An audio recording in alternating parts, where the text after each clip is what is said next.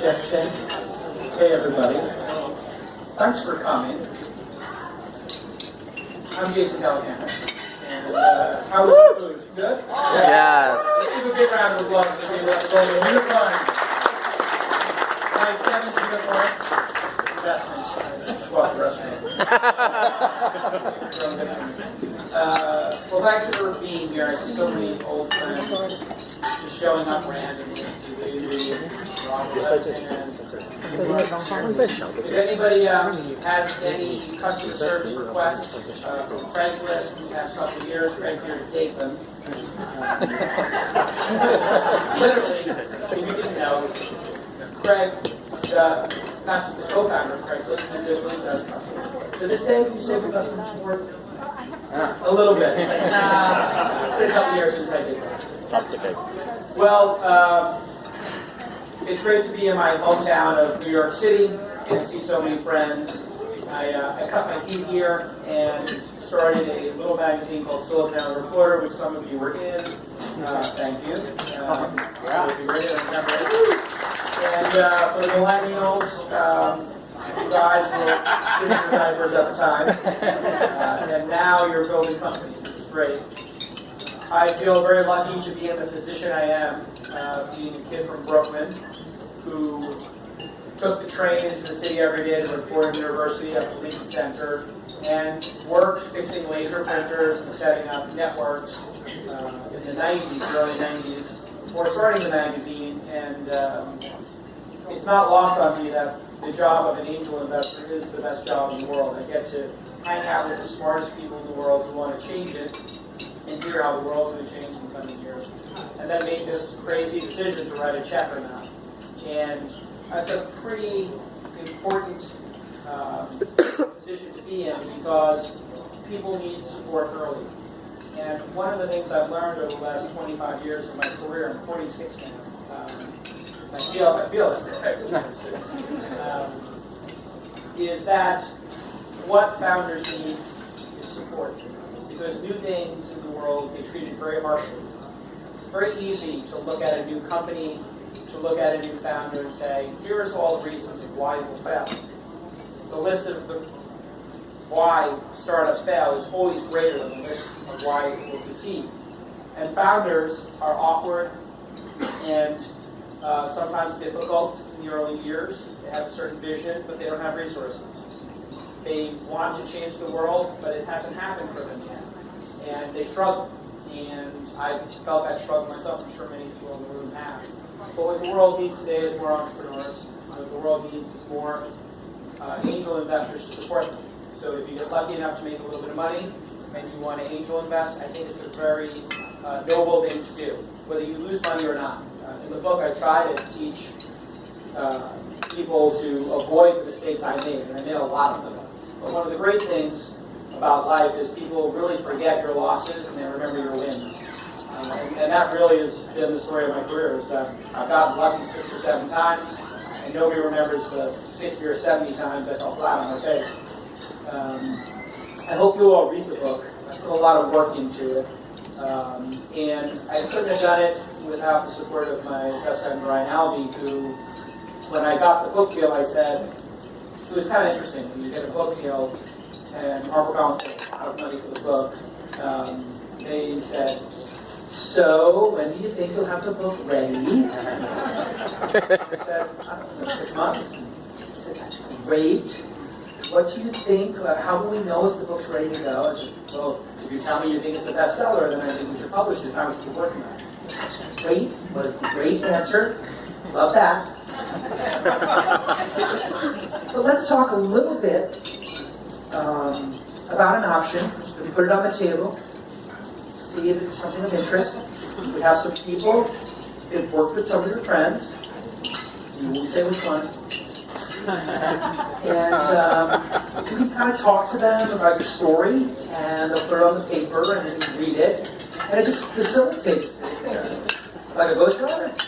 But they're more facilitators, and it's not like they'll be on the cover of the book. We pay them, and they don't get any credit. It's all you. It's all about you and your story. I don't want to use a ghostwriter. I want to write it myself. I want people to hear my voice And if you read the book, you'll hear my voice, and you'll hear some of the trademark New York, Brooklyn candidness, which I think, since you're all New Yorkers here, you can appreciate. But in California, has made me a bit of an acquired taste. In California, people really don't like to tell you the truth.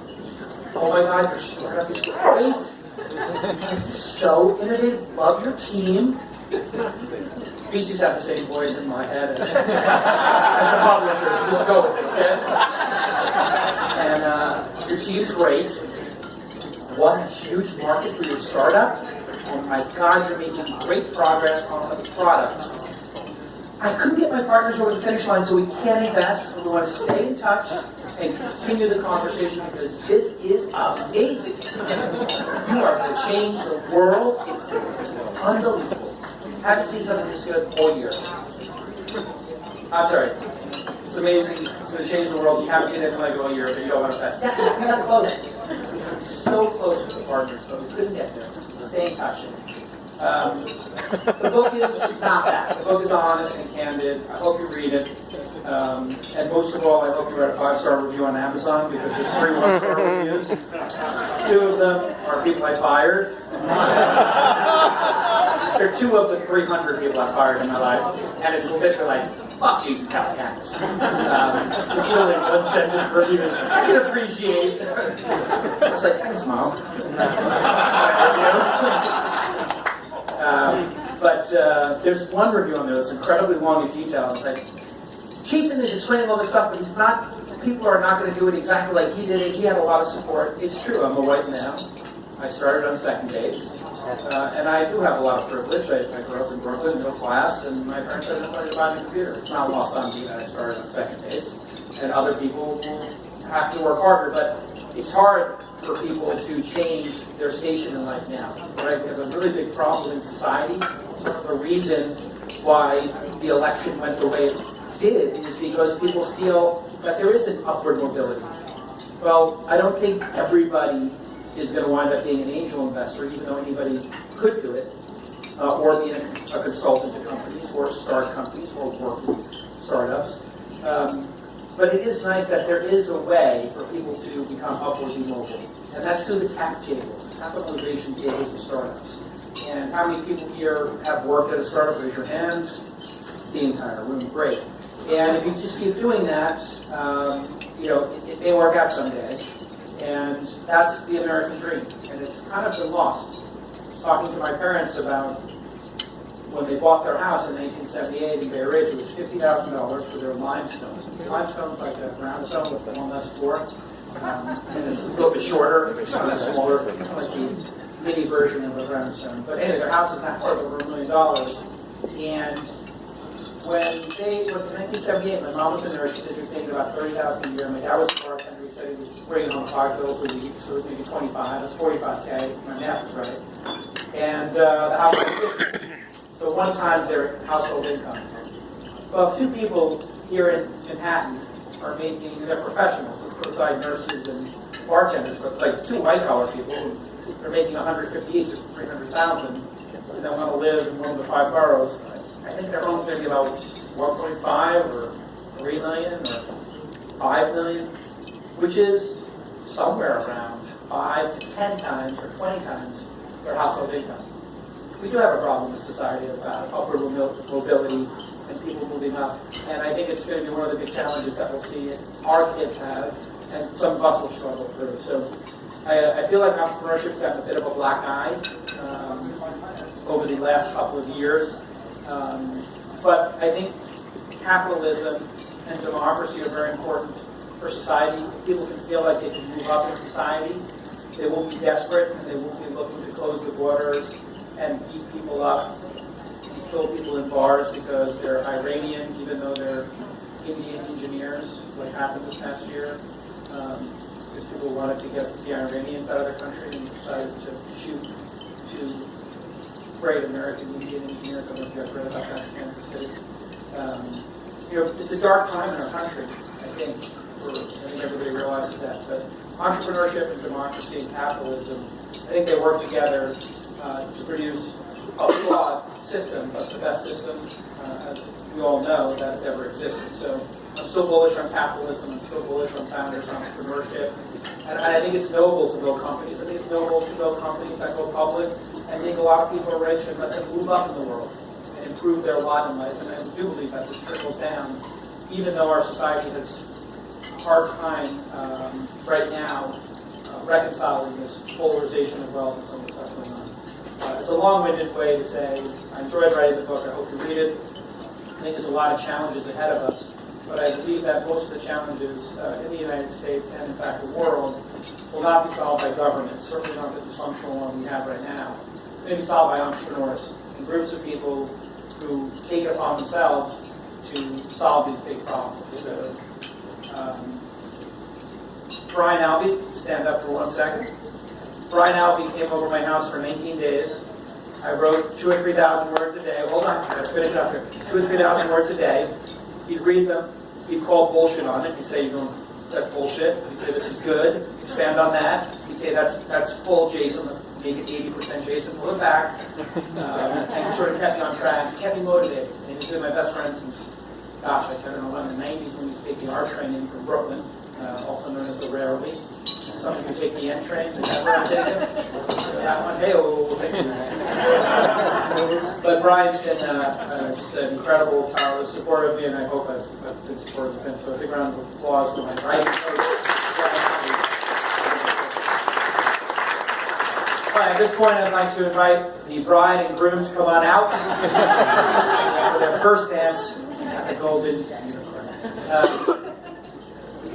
I don't know if you guys want to ask me any questions, or if you just want to keep eating and talk to each other. But does anybody have any questions? Go ahead, scream it out. I'll reset.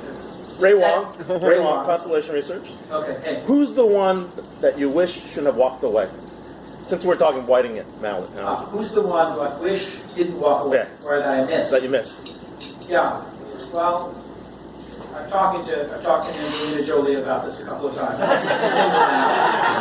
And so I'm married now. I know you can work out with your brother. Stop poking me.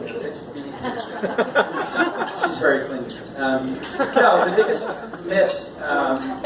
There were 3 big misses in my career. I wasn't angel investing, but I had a lot of friends who were starting companies, and they would ask me for advice over dinner. And one of them said, my gosh, this is going to change the world. Let me show you how it works. Took my BlackBerry, signed me up at Jason 40404, and then said, look, this is going to have scrambled eggs, and I'm having tofu, and you're having a Benedict, and we all got SMS messages. And I said, Evan, number one, nobody gives a shit what business someone is having for breakfast. That's stupid. It just cost me 8 cents in SMS messages. I would never invest in Twitter. It's stupid. You took the blog post, you got rid of the blog, and you left the title. If Twitter succeeds, it will be a cacophony of idiots. It's going to make society insane, and people will be fighting, and they won't even be using full sentences. It requires no writing ability. These people should not be allowed to have a voice if they can't put together 600 words in a blog post. Nobody wants to hear from somebody, and that's a $50 million mistake, and I was right. To a certain extent, it is a cacophony of idiots at times. But it also has changed the world. I mean, and that's when I learned no more trying to figure out if the idea is going to work, only try to figure out if the founders are going to succeed. If I know the founders are going to succeed, then I don't have to worry about the idea, because they'll change the idea. Or they'll come up with another idea. Or this company will fail, and they'll come back 2 years later with a better company, and I'll be the first investor in that one. So it's a good question. And it doesn't even matter. When you're in this game, you can miss 9 out of 10, and all people remember is the one you hit. But I hit 6 unicorns in the first 100 or so investments, and I'm going to do 150 more over the next 4 years. That'll be 300, and then I think that's enough. You know how many phone calls you get from the 100 that are failing? A lot. The ones that win, you never hear from them. Okay, go ahead. What's your end game? Like, what do you want after all these investments? That's a great question. There are 2 things left. Number 1, the Knicks need a championship. Thank you, teamers, for saying this. They signed my report. So I would like to buy the Knicks with a syndicate, like some other people have done. Yes. Bring the championship to New York. That's definitely on the bucket list.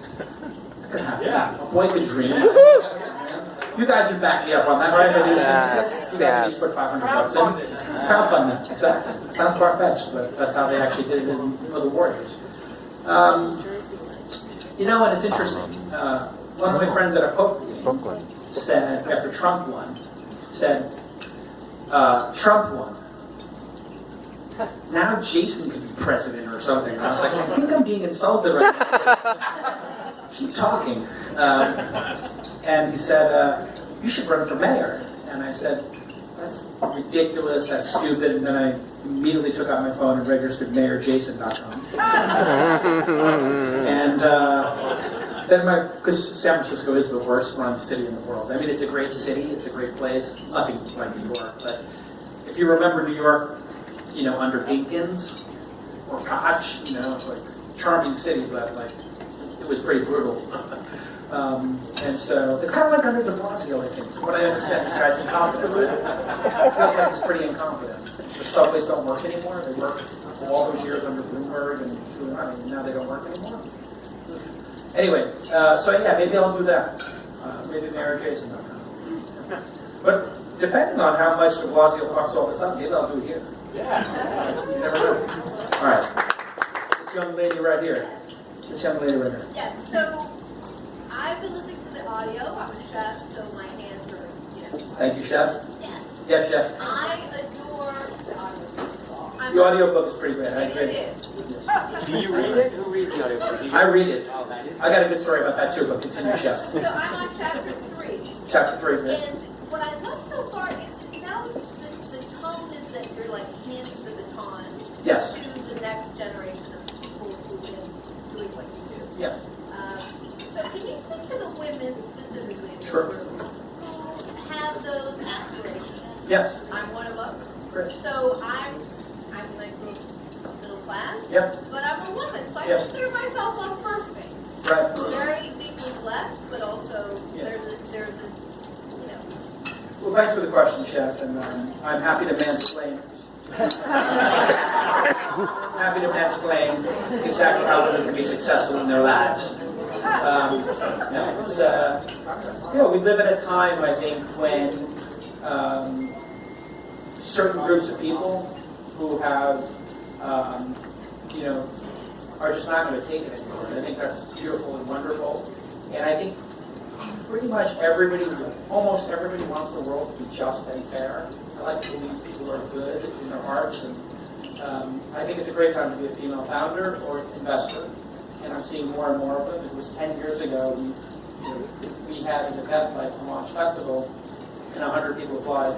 We might have one or two female-led companies. Now, it's probably 30%, 40%. And what my team has done at Launch, our company, is we just did an event, Female Founder University.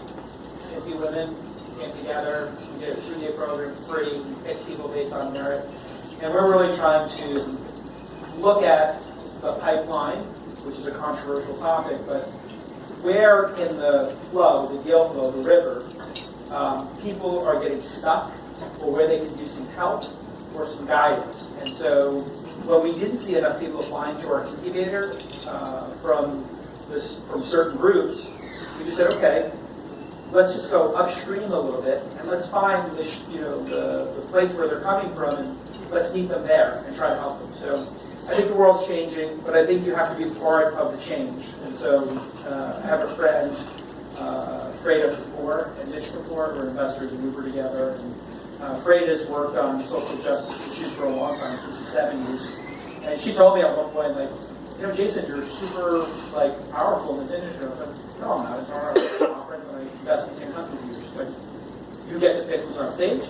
You get to give money to people who start companies. Like, that's real power. And I was like, I really didn't perceive that as being a gatekeeper, because I was doing, not that much. And she said, you can actually be the change. So why don't you go top and change the ratio? And so we've been working on it pretty hard in our company. And I think people have to participate and do the work. So the world's changing in such a great way. I think women do get held to a higher bar, a higher standard. And I think the women in the room are nodding right now, so they know that.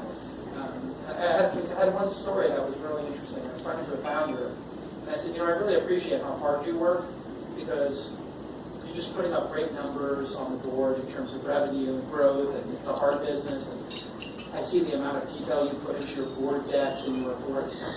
I just appreciate it, because some people don't take the work as seriously as you do. And she goes, oh, there's a very specific reason for that. I said, what's that? And she said, this is the only chance I'll ever have. And I said, what do you mean? She said, well, I'm a woman. If I fail, they'll never back me again. I said, I'll back you again. No.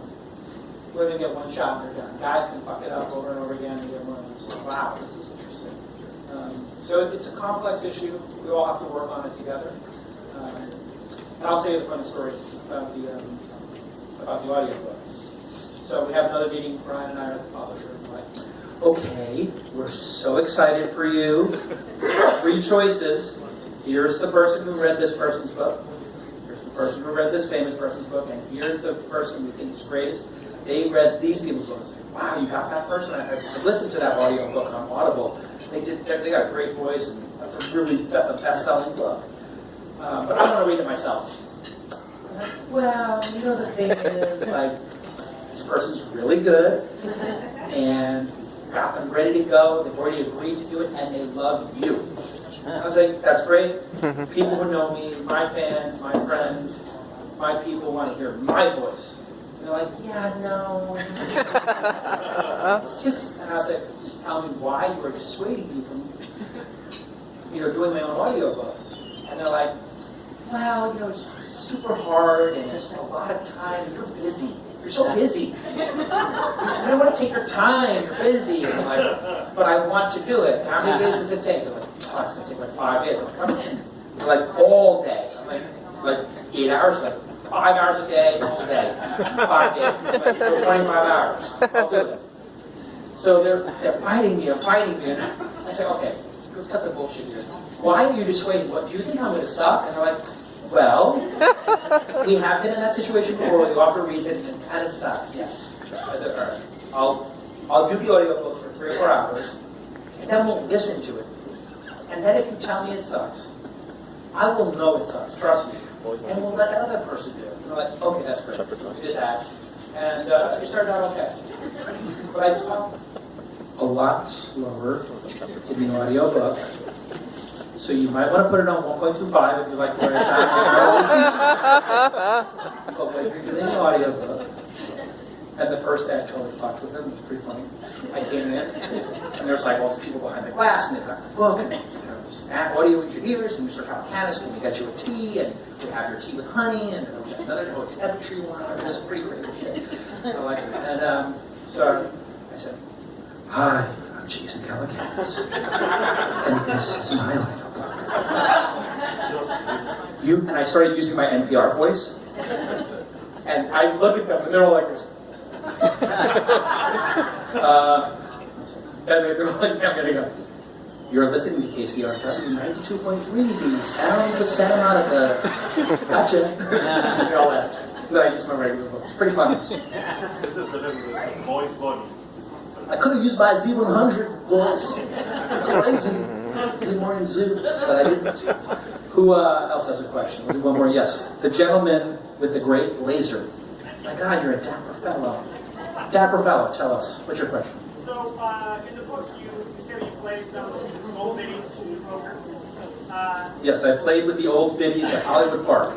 To cut your, own your craft in poker, and you played with your thumb over your card, over your whole cards. Yes, this is a good story. So, what gave you the insight to do that? Yeah, so what the dapper gentleman, what's your name? Matthew. What the dapper Matthew had asked was, hey, there's a story where I talked about Jedi poker, which was, I was trying to learn how to be a great poker player in Los Angeles, and I kept getting invited to these very big games, but I knew I sucked. So I was like, thanks for the invite to the game, Tobey Maguire, Leonardo DiCaprio, like literally these are the guys who hosted this huge game. You probably read about it. Molly's Game is a book. So I kept getting invited to this game in LA, and I was like, oh, but I suck at poker. Why are you inviting me to a $25,000 playing game? And then they told me, oh, I'm the fish. you're all Leonardo DiCaprio, you are Spider-Man, but I'm still not going to play poker with you. So I would go to Hollywood Park. I'd play with these old ladies, literally 60, 70 ladies who were playing with their whatever retirement. And I would peel the cards back, but I would put my hand over the 2 pole cards, so I didn't know what they were. I would just look at them, put them down, and look at the other players. They were my chips. I make my bet based on what I saw. I called it Jedi poker. Just like Luke Skywalker would put down the blast shield, and then he was fighting the Order. Remember Obi-Wan said, now put the blast shield down? That's impossible! So anyway, it let me eliminate one aspect of the game to work on the other aspects, and to go small, and to really study the craft. And I did that for years. Like literally years of playing poker, because I just thought to myself, I don't blow through all this money learning. I can learn it here easier. And that's what I advocate for in the book, which is, hey, if you're starting out as an angel investor, you can use websites like Republic. Ken is here from Republic somewhere. It was, and Seed Invest and AngelList. You can put small amounts of money to work, and then act as if you put a lot of money to work, right? So if you put $1,000 into startup, you can still act like you put 10 or 20,000. You don't have to act like you put 1,000. And I think that's a wise way to do it, is to just take your time. And I'm not sure how I got that insight to do it. It was, yeah, part of it was a psychology degree, definitely, but I think I heard about a story about somebody who learned how to play online poker, and they put a post-it over their own cards on the monitor. On one of the tables, they were playing like 20 tables, and they were doing a test to see which one they could play better at, knowing their cards or not. And it was equal. They were not any better or worse, having seen their cards. All right, maybe 2 more questions, and then I'll let you deserve. Okay. How about you, and then you? What's your name? Justin Sherrick. Hey, Justin. Considering technology now has started skewing things a little bit more, we traditionally looked at technology as like in weaponry or something to affect civilization negatively, but recent events, we've seen Facebook affect public opinion so much that things happen the way that we didn't expect them to happen. Yeah. From where you're sitting, are you seeing any way that AI is a threat, everyone's talking about it, but there's other threats as well as technology. Are you seeing any kind of way that things can be shaped or helped or protected? Sure. Question is a little bit about how technology can go wrong, and this has been a story for a long time, right? And it really is up to the people who are creating the technology and who run these big companies to have a really good moral compass. In the case of Facebook, I don't think that moral compass is as finely tuned as it needs to be, because they were allowing ads targeted at African Americans who voted for Obama to specifically not vote for Hillary, and Facebook approved those ads with fake news in it. And so if you think about that, has anybody ever placed an ad on Facebook? Raise your hand if you have. Then everybody in the room understands you can't just put an ad up on Facebook. It has to be approved. So somebody at Facebook sat there and read an ad that said Hillary Clinton, Pizzagate, molesting children in the basement of pizzas, all that kind of nonsense. And then they also looked at it and said, target African Americans in this swing state. Target African Americans in this zip code. And I was talking about it on CNBC today, and they said, Facebook should roll that feature back, take it out. You shouldn't be allowed to target people based on their race and the color of their skin. I mean, maybe you can technically do it, but we want to live in a society with that level of hyper-targeting, and you can have crazy things happen like this. And everybody's seen Mark Zuckerberg is out touring America. Well, that's amazing, right? He's not touring America to go become president. He's going. That's a preemptive policy, because in the next couple of weeks, what you'll see happen is when all these reports come out, it's going to become clear that they made $100 or $200 million from ads targeted at African Americans and Latinos to get them to not vote for Hillary. And to come out, they approved some pretty horrific ads. And all that information is being subpoenaed right now, from what I understand. And it is going to be, it's going to be a PR disaster for Facebook. So I think he's going out and meeting all these Americans to try to win people over that like they're not bad people. And I don't necessarily think they're bad people. I just think that they're not the most good people. Right? They didn't really think it through. They took the easy money. But everybody who creates this technology has to think: is my stock price at a certain point that important? And am I going to make decisions to be a marauding capitalist or to see the world go on?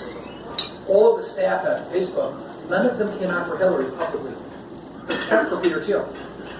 So Peter Thiel, just a board member and worth $1 billion or $2 billion, could come out and say, I'm for Trump. But Cheryl and Zuck and none of them could publicly come out and be against, what Trump said. And so there's a lot of lessons there. I think they'll learn them, and I think society will get better. But you can't expect that this technology will not be misused. And you're seeing it with cryptocurrencies right now. Everybody's really excited about cryptocurrencies, and I talked to some people who raised money through this crypto ICO, and it's like, where's the money? Whose money is it? Like, we don't know. You raised $30 million. You don't know who gave you the money. Nope. Hezbollah, terrorist organization, ISIS, dictator, Venezuela. Could be anybody. Could be a mafia from Russian mafia. Could be a country of the mafia. Could be anybody. It's like, okay, and now you're putting it into your high-growth startup, and then you're going to 10x it or 100x it, and then they're going to take that money and go spend it on God knows what. Like, you might want to know whose money you're taking. It's like 101 basic ethics. And so people get greedy, people make mistakes, but I think net, obviously technology, I like to think technology makes the world better. I hope that's the case. Stephen, you